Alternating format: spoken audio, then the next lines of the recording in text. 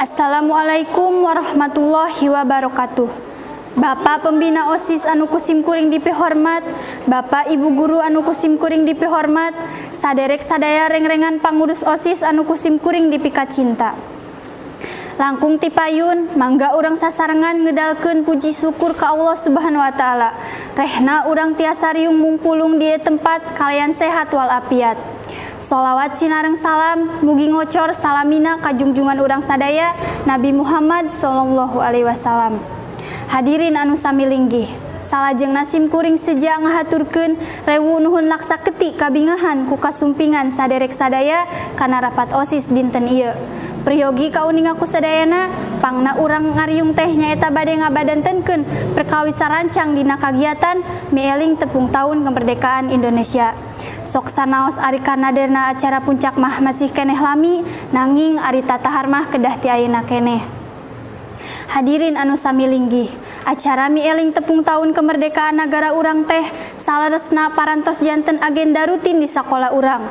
Unggal tahun tangtos bae diayakeun rupi-rupi kagiatan kanggo ngareuah-reuah atanapi ngaramekeunana. Sepertos tahun pengker, urang ngayakeun balap karung, balap bakiak, nedak kerupuk, ngagebug cai, nyandak kaleci dina sendok nu digegel, dugi ka olahraga nu kalebet daria sepertos futsal sareng main poli oge diayakeun. Sok sanaos teu dipaparinna hadiah oge geuning pamilon atanapi peserta mah sakitu seueurna.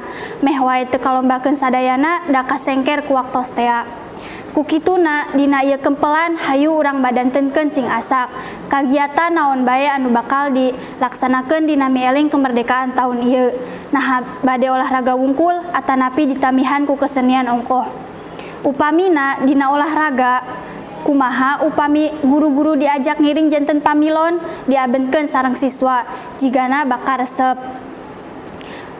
atuh bilih wae bade ditamihan ku kesenian tiasa dipanungtungna dipungkas ku jaipongan dance atanapi karaoke lagu Sunda bakal nambihan resep. Sanaos capek ngiringan lomba dihibur ku kasenian. Tapi eta mah sakadar ide, panginten nu pasti nama kin urang badantenkeun deui langkung paos me sadayana sapuk sarta mupakat. Hadirin anu sami linggih, rupina cekap sakieu bae pamapak ti sim kuring, hapunten bilih aya basa nu kirang merenah kadanguna, billahi taufik wal hidayah. Wassalamualaikum warahmatullahi wabarakatuh.